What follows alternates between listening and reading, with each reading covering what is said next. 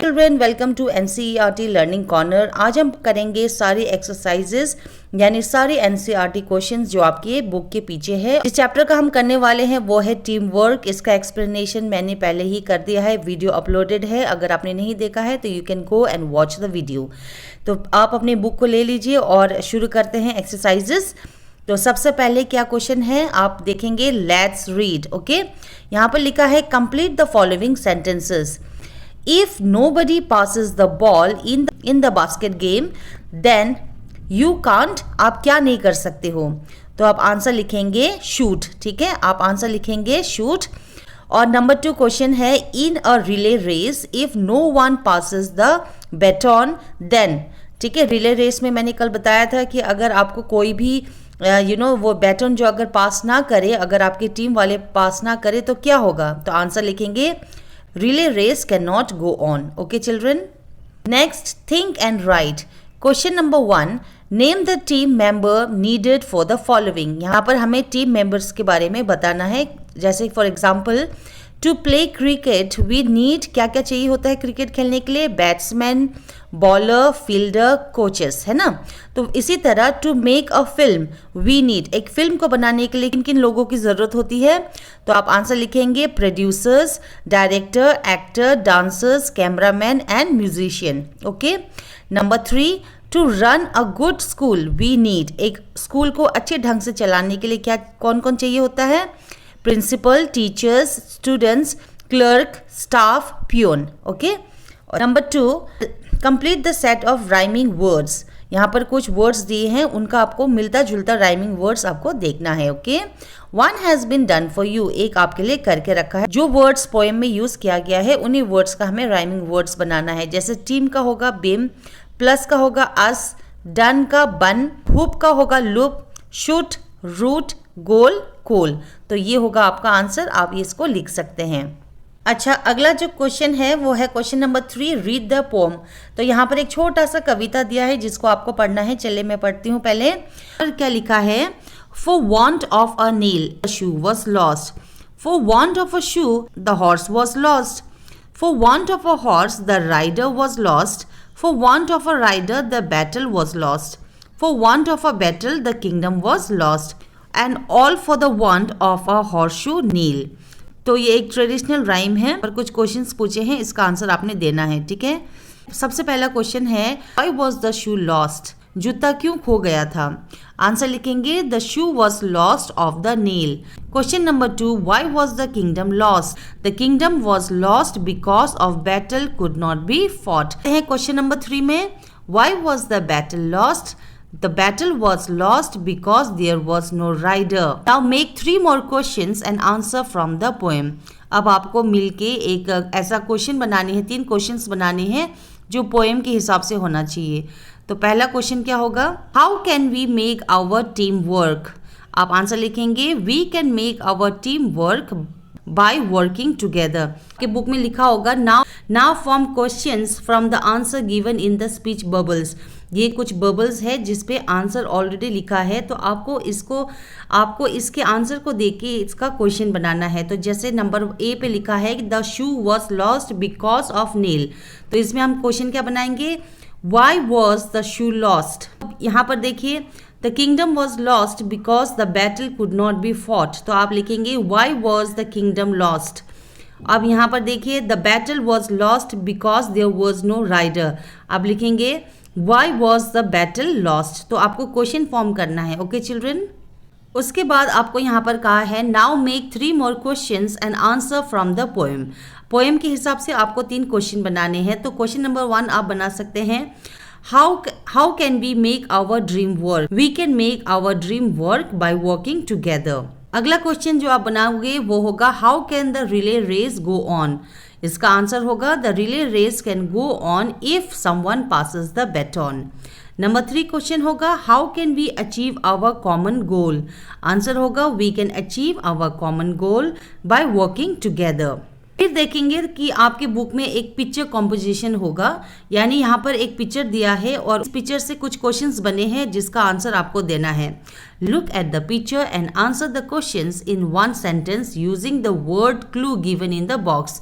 यानी जो क्वेश्चंस आपको दिए हैं आप चेक करिए अपने बुक में, तो आपको उसका आंसर बनाना है। लेकिन जब आप आंसर बनाओगे तो ये जो क्लू दिया है ना, ये जो वर्ड्स दिए हैं उन्हीं में से आपको आंसर और एक सेंटेंस में बनाना है। जैसे कि पहला जो क्वेश्चन है वो है who is lying the bricks, यानी ईंट कौन लगा रहा है। तो आप आंसर लिखेंगे the mason is lying the BRICS.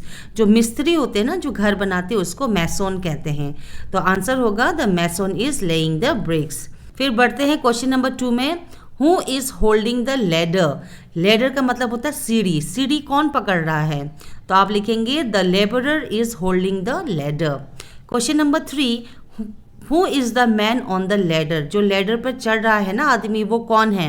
Answer लिखेंगे the man on the ladder is electrician. Electrician कौन होता है, जो लाइट वाइट ठीक करते हैं ना, तो उनको इलेक्ट्रिशियन कहते हैं। ठीक है, अब question number 4, who is making the door. दरवाजा कौन बना रहा है। आंसर लिखेंगे the carpenter is making the door. जो लकड़ी वकड़ी का काम करते हैं उसको कारपेंटर कहते हैं। Okay children.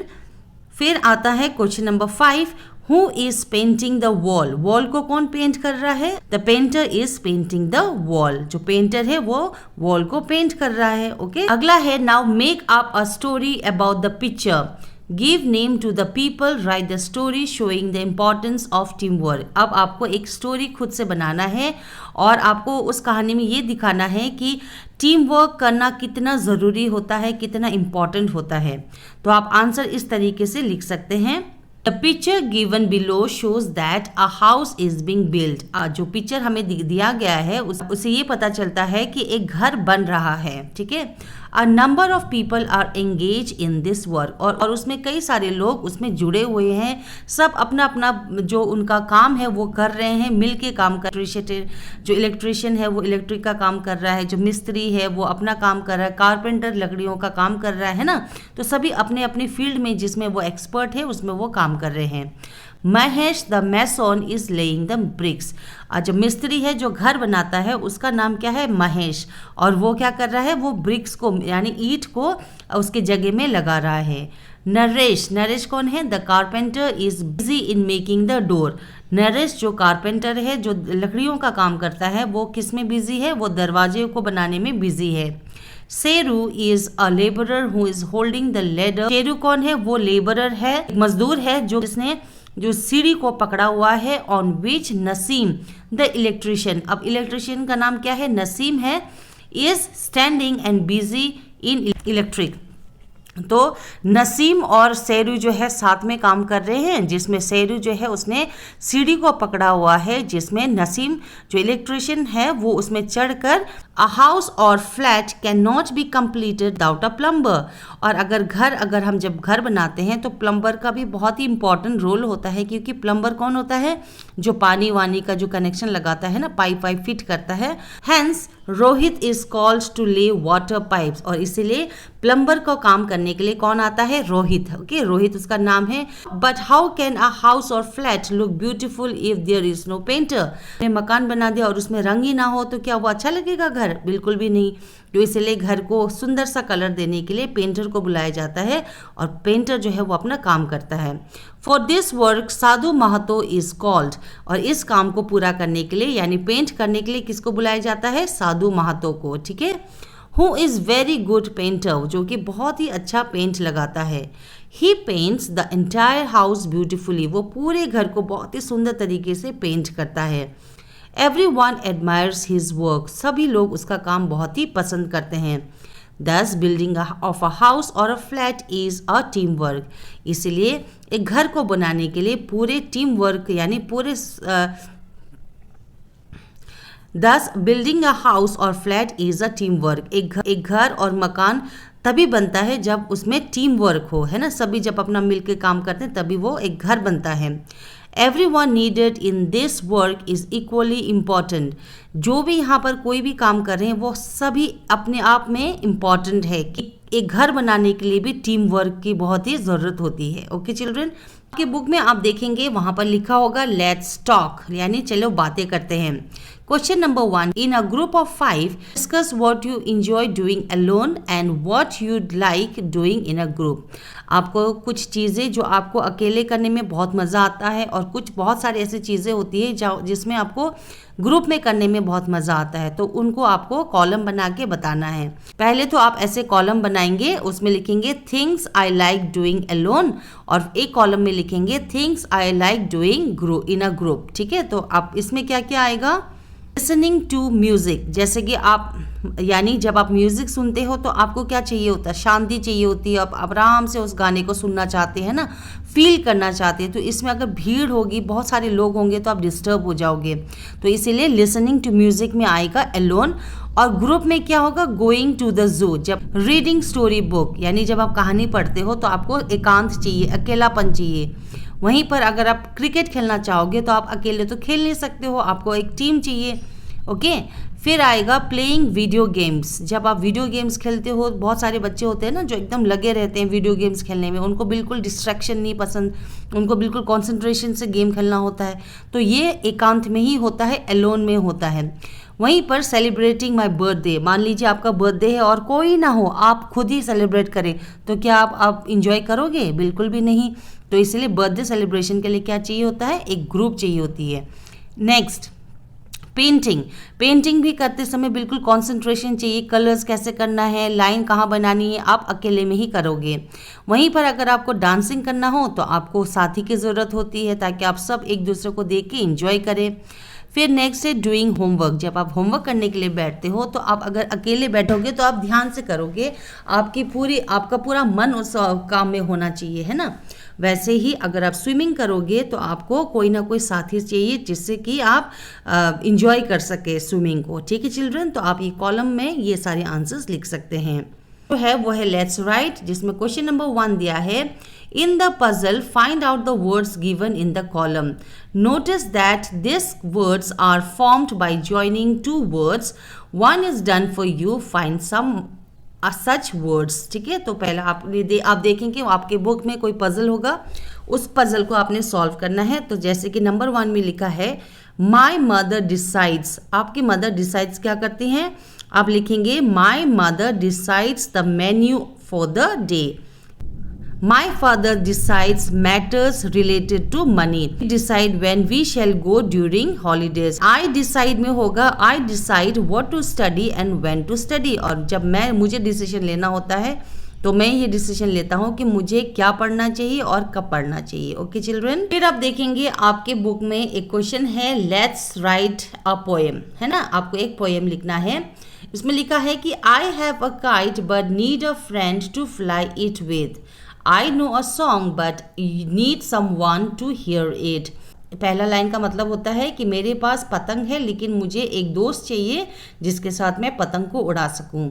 I know a song but need someone to hear it, मेरे पास एक सुंदर गाना है लेकिन मुझे चाहिए कोई जो मेरे गाने को सुन सके।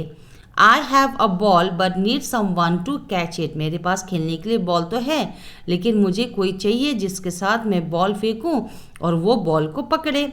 अब इसके आगे का लाइन आपको बनाना है, तो आप क्या बनाएंगे, आप लिखेंगे I have a badminton kit but need someone to play with me, मेरे पास बैडमिंटन का किट है लेकिन बैडमिंटन खेलने के लिए कितने लोग चाहिए, 2 लोग चाहिए, तो I need someone to play with. Okay, I know story but need someone to hear it, मेरे पास एक कहानी है लेकिन उस कहानी को सुनने के लिए मुझे कोई चाहिए है, कोई। I know acting but need someone to see it. I have got a trophy, मुझे एक ट्रॉफी मिली है but need someone to share the joy, मुझे एक ट्रॉफी मिली है लेकिन मुझे चाहिए कोई जिसके साथ मैं अपनी खुशी जो है बांट सकूं। ओके चिल्ड्रन, तो ये आंसर्स आप उस गैप में लिख सकते हैं। We sometime use short form for some words, कभी कभी हम वर्ड्स के शॉर्ट फॉर्म यूज करते हैं। For example we use I am for I A M, है ना, आई एम के बदले हम क्या लिखते हैं, आई एम, है ना, शॉर्ट फॉर्म में। And I have for I have HAVE ना लिख के हम शॉर्ट फॉर्म में लिखते हैं आई कॉमा VE, ठीक है ना, एपोस्ट्रोफी कॉमा VE, तो ये इसको कहते हैं कॉन्ट्रैक्शन कहते हैं। तो this shorten words are called contractions. Okay, अब the mark is an apostrophe. ये जो मार्क है ना कोमा, इसको कहते हैं apostrophe, which shows whether the letter are left out, जिससे ये पता चलता है कि कुछ वर्ड्स जो है वो वहाँ से हटाए गए हैं. अब यहाँ देखना, नाउ रीड टुगेदर. जैसे कि यहाँ पर क्या लिखा है, लॉन्ग फॉर्म में लिखा है वी विल. अगर आपको शॉर्ट फॉर्म में लिखना होगा तो आप लिखेंगे विल. ठीक है, वी हैव, यहाँ पर वी हैव इस तरीके से, there is there's, we are, can not can't, you have, what have, they are. तो कुछ वर्ड्स जो है वो सेम होता है बट उसकी स्पेलिंग जो है वो चेंज होती है. बट कुछ वर्ड्स ऐसा होता है जिसका प्रोनाउंसिएशन भी अलग हो जाता है. जैसे कि मैंने यहाँ बोला वी विल, तो जब हम इसको पढ़ेंगे तो हम कहेंगे विल. ओके, देयर इज के बदले देयर इज में हमने क्या पढ़ा, देयर्स. ठीक है, तो कुछ ऐसे वर्ड्स होते हैं जिसका जो प्रोनाउंसिएशन है वो चेंज होता है, अदरवाइज बाकी के सारे प्रोनाउंसिएशन सेम ही होता है. तो write the contraction for the following phrases. लिखा है हैज नॉट, तो हैज नॉट को आप कैसे लिखेंगे, आप लिखेंगे हैजंट. ठीक है, have not, haven't, do not, don't, are not, aren't बोलते हैं इसको. ठीक है, तो आप इस तरीके से इन वर्ड्स को यहाँ पर लिख सकते हैं. तो ये था कुछ इंपॉर्टेंट क्वेश्चंस जो आपके बुक के पीछे एक्सरसाइजेस में थे, जिसका सोल्यूशन मैंने आपको बता दिया है. आई होप आपको समझ में आया होगा. अगर इस चैप्टर का एक्सप्लेनेशन आपको देखना है तो आप वीडियो जाके देख सकते हैं ताकि आप और अच्छे से इसको समझें. ऐसे ही मेरे साथ पढ़ने के लिए चैनल को ज़रूर सब्सक्राइब कर देना. पसंद आया है तो एक लाइक ज़रूर देना. Thank you so much for watching. Happy learning.